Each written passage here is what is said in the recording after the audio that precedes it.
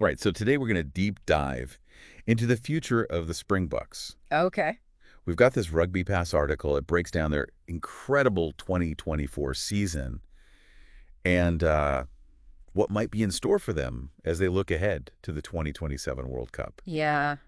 I mean, you look at their record, 11 wins out of 13 matches. They Wow. won the Rugby Championship again, Yeah. undefeated on the European Tour. The Springboks are on fire right now. Red hot. But the big question is, can they keep this momentum going? Well, I think what's really interesting is that they've had all this success in 2024, but it came during a time of significant transition. Right. New coaches, Yeah. a constantly rotating roster of players. Yeah, you'd think there'd be some hiccups. You would think there would be some growing pains. Yep. But nope, they haven't missed a beat. It's almost like they just reloaded without even slowing down. Yeah. But I remember there's a quote in here from Springbok legend Jean de Villiers, Okay. and it really jumped out at me. He said, "Next year will be the acid test for this group." I see, yeah. What do you think? Is maintaining this level of dominance, is that really going to be that difficult? Well, for one, you look at their schedule next year, it's brutal. Right. 2 tours to New Zealand, plus trips to France and Ireland, Oh, man. all massive battles against top-tier competition. Yeah, And then you add in the age factor. right. 2/3 of the starting lineup from that 2023 World Cup final will be 35 or older by the 2027 tournament. Wow. So you're talking about a ton of experience potentially walking out the door, That's a huge chunk of the team, yeah. especially in the forward pack. Do you think that means a total rebuild of the forward pack is in order? I mean, it's definitely going to require a major overhaul, Yeah. but they have started to integrate new talent. Okay. I mean, you think about it. They used 51 players throughout 2024, Wow. which shows they're committed to giving those younger guys a shot. Right. I mean, you look at Sacha Feinberg-Mugamazulu at fly half, Yeah. Afeli Fassi at fullback. They've both shown flashes of brilliance. So it sounds like they're really trying to find that sweet spot between winning now and developing the next generation. Absolutely. But, former World Rugby Player of the Year, Schalkberger, he made a really good point in this article. Okay. He said that he wants to see these young players get 20 to 25 caps under their belt before the next World Cup. Interesting.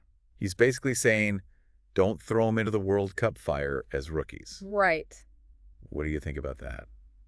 I think he's spot on. Yeah. The World Cup, it's just a whole different beast. You need guys who have experienced that intensity before. Yeah. Take the fly half position, for example. Okay. Everyone was worried about who would replace Handré Pollard. Right. Now you've got Manny Libak, Yep. Jordan Hendricks, Mm-hmm. Feinberg Mugamazulu. You can even throw Damien Villiers in there. Right. That kind of depth is crucial. So it's almost like a good problem to have. It is. Too many talented players vying for the same spot. Exactly. Too many good players. Yeah. It's a great opportunity for them to experiment. I like that. What if Feinberg Mugamazulu gets the nod at 10? Okay. Villemzi shifts to 12. Yeah.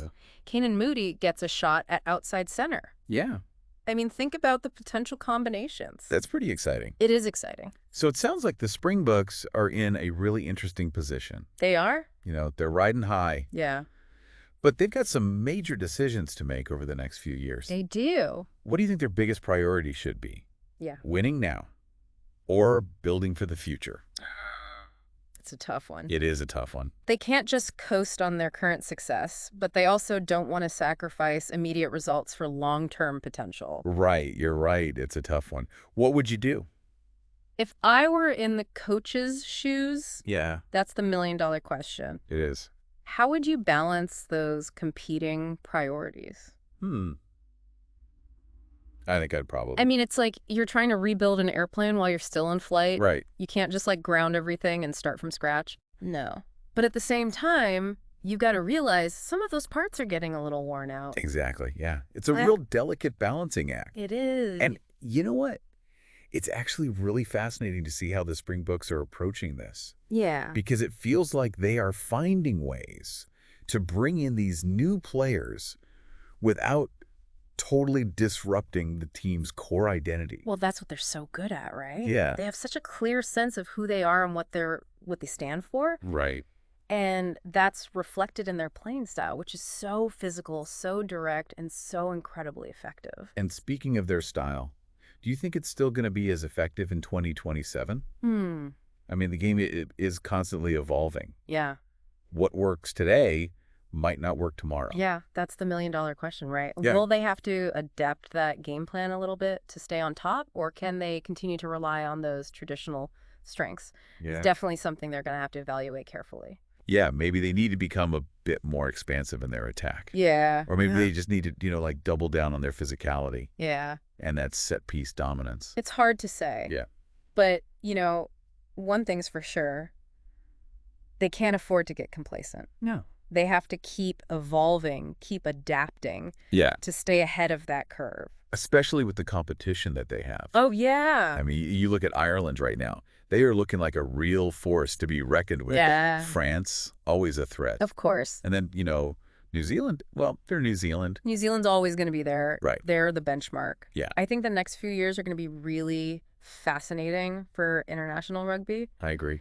And the Springboks are right at the center of it all. Absolutely. Reigning world champions. Yeah. And they're clearly determined to stay on top. But like we said, some big challenges ahead. Oh, absolutely. Big challenges, for sure. This is going to be a real test, not only for their coaching staff, but also for their players. Yeah. And I think their overall system, too. Yeah, 100%. And for us fans, it's going to be a thrilling ride. It is. Just watching to see if they can hold on to that dominance. Right. Maybe even create a whole new dynasty. Okay, so we've talked a lot about the challenges the Springboks are facing. We have. But let's not forget about their strengths, too. Okay. I mean, what are some of the things they're doing really well right now that they can continue to build on? Well, I still think their forward pack is one of the best in the world. Yeah. They're just big, strong, relentless. Yeah. Just like a battering ram, just wearing down the opposition over and over again. Yeah. They've got a ton of experience in that forward pack. They do.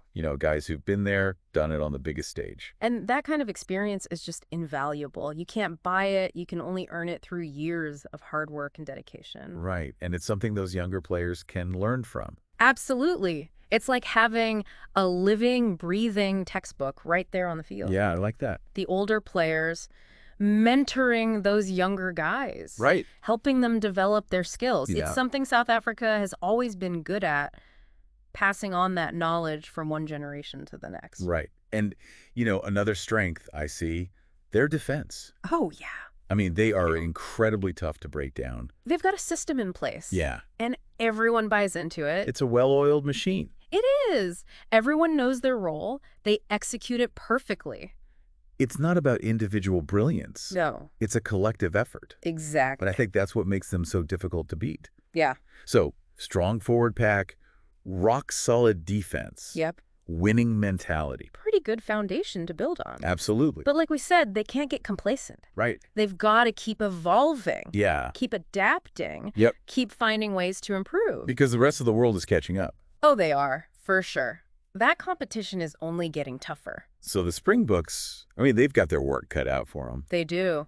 Big time. But I'm confident they're up to the challenge. Me too. They're a proud rugby nation. Yeah. Rich history of success. Yeah. They're not going to give up their crown easily. Not without a fight. No way. Now, let's kind of shift gears a little bit. We've talked a lot about these on-field things. Yeah. But what about some of these off-field factors Okay. that could, influence the Springboks' future? That's a great point. Because, rugby is more than just a game these days. Right. It's a business. Yeah. It's a cultural phenomenon. Yeah. And there are a lot of forces at play behind the scenes that can impact a team's success. For example, let's talk about finances. Right. Money talks. Money talks. Right. And in professional rugby, it talks very loudly. Very loudly. The Springboks, they are one of the most marketable teams in the entire world. Oh, yeah. But they are competing with clubs in Europe and Japan who are offering massive, massive salaries. Huge salaries. So they need to make sure they can offer competitive contracts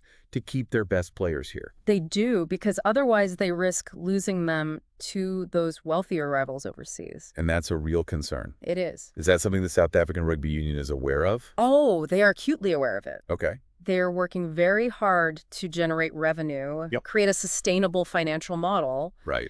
But it's a tough challenge. Especially with how the economy is right now. It is. It's a global issue. Yeah, yeah. And, another off-field factor that we need to think about is player development. Yeah. I mean, it's not enough to just have a few talented individuals. Yeah. You need to have a system in place Yeah. that can consistently produce world-class players. That's right.